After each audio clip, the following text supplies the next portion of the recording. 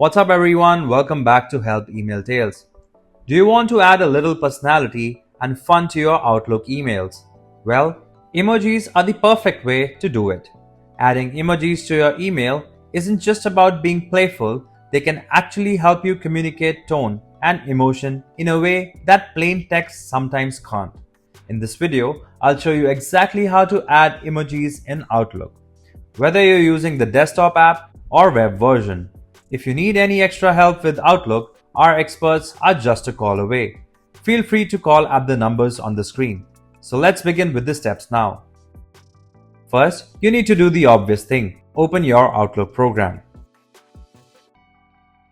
Next, click on the new email option to compose one. Now, prepare your email and press the Windows plus period button.